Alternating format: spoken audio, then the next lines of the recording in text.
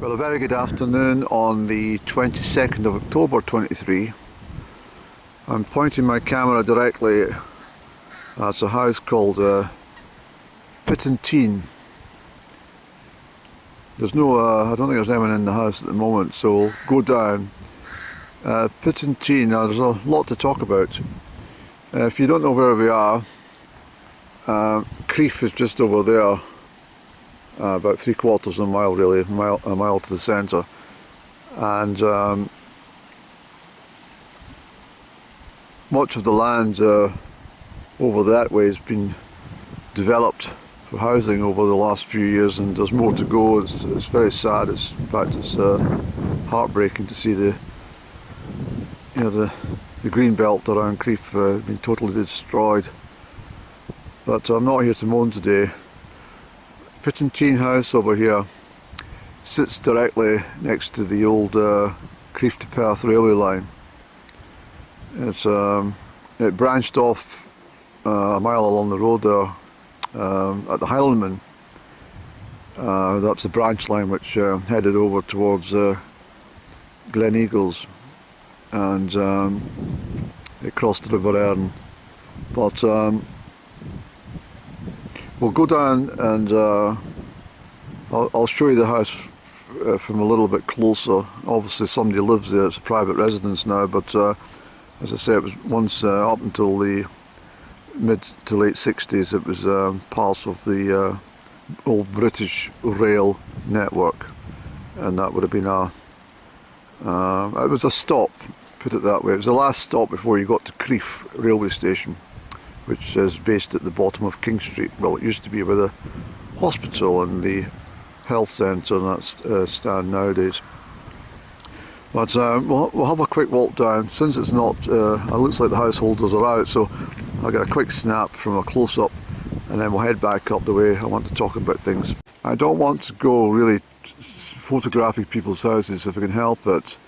It's not very nice. I wouldn't like somebody standing outside mine taking snaps. But if I point that way, and you see where the hawthorn bushes and trees are at the edge of the field, well, there's a border fence goes all the way. Well, that is basically the northeast side of the rail track. The rail track's been lifted, but you can see the line of the railway stretching on the left hand side of the field, and that heads to the bottom of Crieff. As I say, this is the house of Pittentian. Now, excuse me, Pittentian in Gaelic means the land of the witch. And incidentally, I mean, it's quite extraordinary actually. But a Gaelic translation of it actually is for Pittentian is Pittentian. And Shean means fairy, the Shean. So I've been recently wandering about up at East Shean and West Shean, so the penny dropped. Well, I saw that fairy encounter on the 16th of October, was it? Yes, it was. Last Monday. Excuse my throat. Well, I then put two and two together and I think, well, I was quite privileged to see that fairy woman in the lands of Shean. Shean, this land, Pittentian, the land of the fairies. So there's two derivations, because in the, you'll probably hear the stream running. I'm going to take you up to the stream. This is actually called the Hulet's Burn. Running quite swiftly at the moment because of the rainwater that's been collected in the land. It runs under here and it comes down that way. It comes from a natural source up in Callum's Hill. It comes a long way actually. And they've put developments on some of the side up at where we call Tominnock, which used to be a rural place, and there's lots of development out at what called Hollybush. I remember all these places before there was any development. It was all just beautiful fields. and spent a lot of time hand in hand with my first girlfriend ever, wandering around in that area. But what I'm going to talk about is this being the land of the witch. There's been a lot of sightings of a witch in these parts, just up here actually. I'll explain a little bit more. I've parked awkwardly today, but I'd rather park on the road rather than sit with my car on top of the freshly mown grass. I think that would be just a little bit cheeky of me. So they can get round it, but we'll click off just now, Andy. I want to just go up here and I'll show you something. So this is Pittentian and heads up to what we call the Bantry. But I'll explain all as I go along. So this is an ancient track and it takes you from the Pittentian rail stop. A lot of the Crieff people would have used this route to go on to what they call the Bantry. It's a lane, it takes you down into Kincardine Road. Now Kincardine Road was so named because basically it was the drovers. We have the Highlandman Lone just over here, about half a mile, 3/4 of a mile. The Highlandman Lone was the cattle drovers' road. The reason they used that was to avoid the toll charges if they came through Crieff.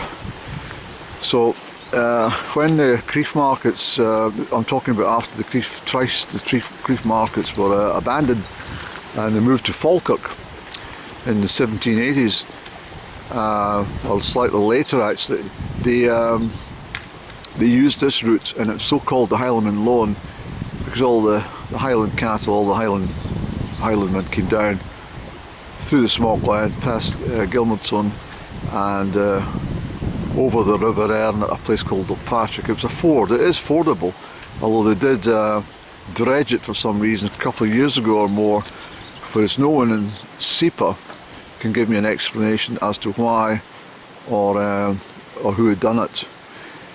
But anyway, in Kincardine, the connection there is obviously Kincardine is on the same area as Falkirk and out that direction on its way to Edinburgh.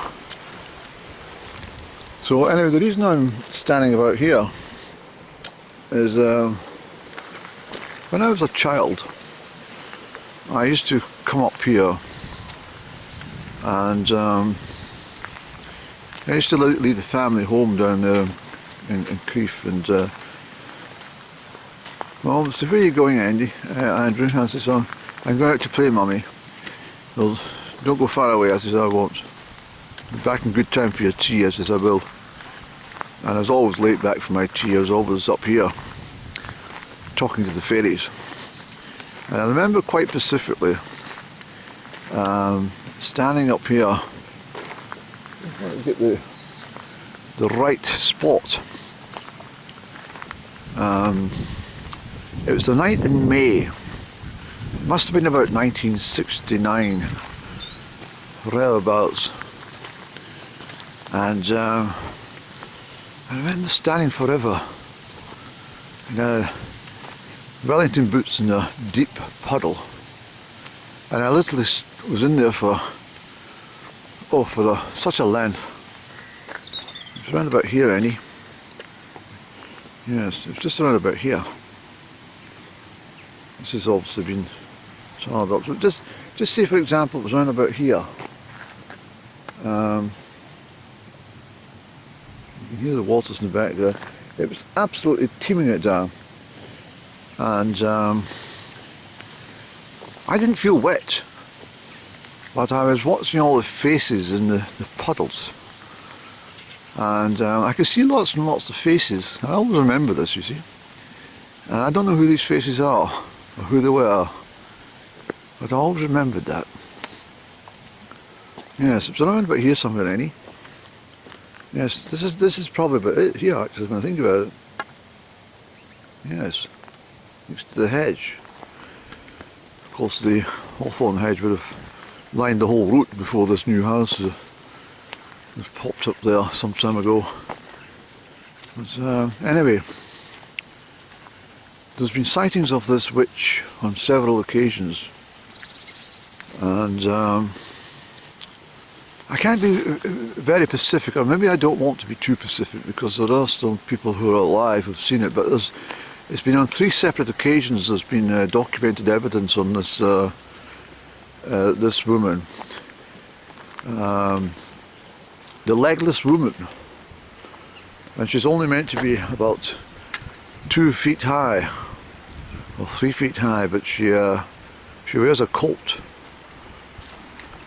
and she's got grey straggly hair,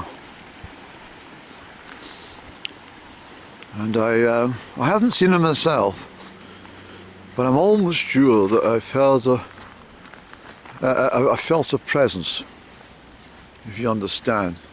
So being a Sunday, we get aircraft often in the area circling, not only to upset my camera chats. In here is an old sand quarry which stretches all the way around. I remember it quite vividly. Deep quarry with all the sand all around, and my understanding, this is where the witch was seen often, in here. Anyway, we shall continue in our journey north. There's obviously a lot of people out in the garden and stuff, more people than I expected to be poking their nose over hedges today, so I've got to keep myself kind of moving. So we're now going on to the Bantry track. I remember the days when I was in the countryside that you meet people like old ladies and stuff, and they would stop and have a chat. Nowadays people just want to find out what the hell you're doing. This pathway was done up a number of years ago, much to a lot of people's displeasure in many respects, because they didn't want it touched, and I didn't either. But this is a place where I used to spend a lot of time as a child. See that stone down there? They didn't move that, but there was a lot of stones in this area, and I used to sit for hours watching the water tickle by. Wasn't as high as it is today, but the water was always gurgling in. You know, so this is the Hulit's Burn, and you can see the track of the Hulit's Burn. It goes right over through the fields there, swings round, and there's the Hollybush development, which wasn't there when I was a child, and you can see Calm's Hill at the back there. It's Calm's Hill up here. So it's a naturally occurring stream, this, and collects a lot of drain water from the fields and stuff. But, I can see I'm running. This has not been here forever, this bench. We're going along here. We cut a lot of the bushes and trees down on this bench, but I'm happy to say that the fundamental part of it hasn't changed at all, really, since I was since I was a bairn. And Mummy and that, we used to push us up here in the pram for yes, my camera cocked out. I don't know if you caught what I was saying there. You'll see Crieff over here. It's a Crieff I remember as a child.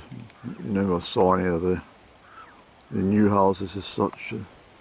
Ben Hornsey's got snow at the very top. You have to take my word for it. You might not see it in this camera, but I can see a tinkling of snow at the very tops, which I knew would be happening. So as I said, Mum and that would push me in the pram along here when I was a baby. So I must have been capturing all the sights and taking notes. It was only a short time later I was wandering up here myself, and it was, I mean, after school I couldn't wait to get home to put my stuff in, and change into my outdoor gear. Yeah, fond memories of all this, you see.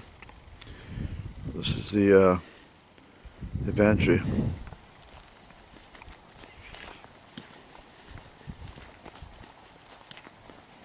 It's a particularly beautiful day, and I have started something in my garden. I've got a couple of decent days ahead of us, so I think I'll make a start on this project in my garden.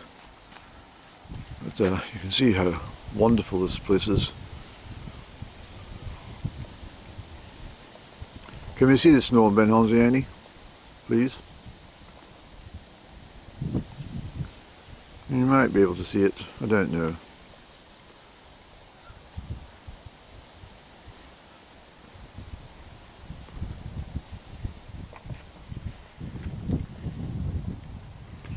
I live over there. I'm not going to be able to take you along the Tinker's Lawn today. I don't have the right footwork, and it's rather muddy underfoot, so I'm not going to attempt it. But I'm doing along here. Well, all I can say is on this route you meet a lot of people, travelling people. They're all right, and they used to set up camp along this way, not at this stretch, further along. I remember them very well, with the tents and the smoky fires and stuff like that, and the sing-alongs about what they're doing. But as a child, I used to get quite rather frightened of them. I didn't know who they were, sort of thing. I used to, chanter through into the fields and stuff, and one of them shouted, "What are you doing over there? Come over here!" And I went over. I still know their faces, fond memories, and I still know them. So a lot of them have passed away, of course, but yeah, it's fond memories. Look at the old oak tree. Oh, it's such a wonderful place, Annie. It's a long time since I've tramped along here. I used to come up here regularly. It's well out with my jurisdictions now. It's not really in my patch anymore, my beat.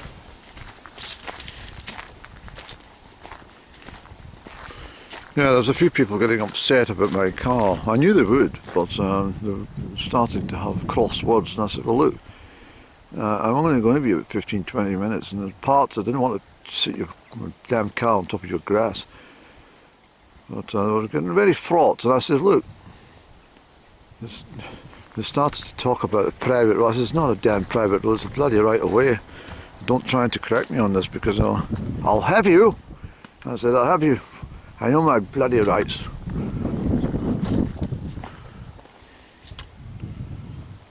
Although I don't think right-of-ways are for vehicular access any. And that's probably why they've put these bloody posts here. And that's not right. I suppose horses can get through, not too bad. There is a difference between a bridle path and a right-of-way in many respects. There we are. Now this is where the witch has been seen as well. There's been a few instances along here of this woman been seen just at this stretch. And I must say, when I was a child, I used to get rather nervous about this part. It was a very eerie part here. I always remember this part was very, very eerie. And I used to zip through this part as quick as I could. My heart fluttering. And of course there's a farm here. A very, very workable. The pigs used to be in the fields and everything. I remember the pigs were lovely things. I love pigs, you know that. A proper pig, and it's all muddy in the garden, in the byre, or the sty, as is what they call it. It's a pig sty. But the pigs in the field are absolutely adorable. They love mud and they love getting their nose stuck into all sorts. And a very happy creature, really are. But you don't want to get bitten by a pig, because apparently they'll never let go. Yes, they won't let go. They've decided, I'm having this toffee apple and I'm not letting go. But why are we going along this way? I think we're venturing too far now. Yes, so this is all started to be developed with new houses, and they look absolutely awful. Terrible, not even fitting into the natural area of these bloody glass things on top of the roof. I hate them. Stupidest thing ever. Bloody window panes on top of your roof. A greenhouse on top of your roof. Bloody stupid. Do they not know that for half the time in bloody Scotland there's darkness over the winter? There's no bloody sunshine. So what are they going to do then? With a cup of tea.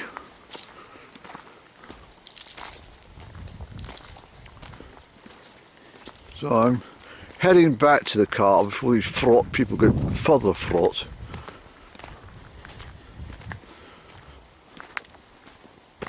Yes, I had two separate lots of them asking bloody questions about what I'm doing. Mind your own damn business. I don't come chapping to your door and say, what the hell are you doing?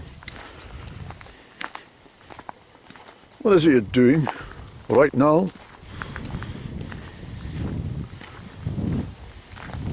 Now, there's far too much of these people who get all toffee-nosed about somebody walking around the patch.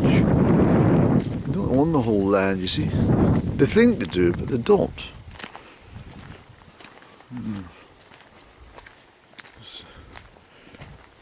I should have reminded her that. Look, I've been coming here since I was a bloody baby. Get lost. Leave me alone. Nonsense.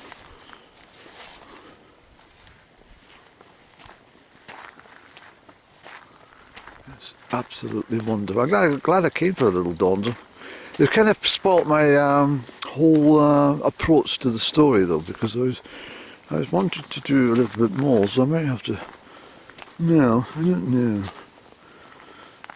I hope the bloody witch gives them a hard time this evening.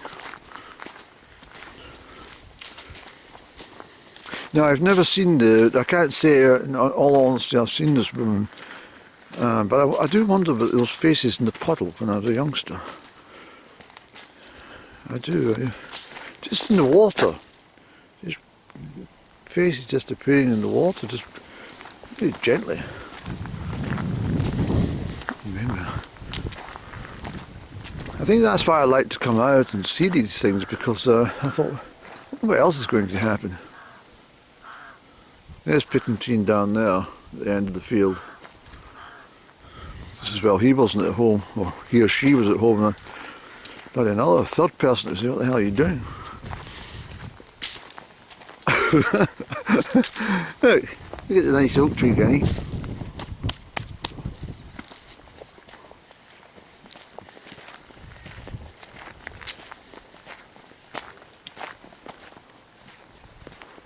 What a fabulous day for a Sunday. But I think we'll get back to the gardening duties, ain't it? So there we go, the hullet's bun. But you used to be able to stand right next to it. Now they've got this bloody stone bridge that takes you a lot higher up than it used to be. It used to just be a couple of old sleepers you walked across. And there for years. Anyway, I think we'll get home, Annie. Back home and get some garden duties done, since it's such a fine afternoon for a Sunday. I don't know if you can see there's stones across there, but they reckon that's where the Witch of Pittentian actually stays, underneath the stones across there. So there we go.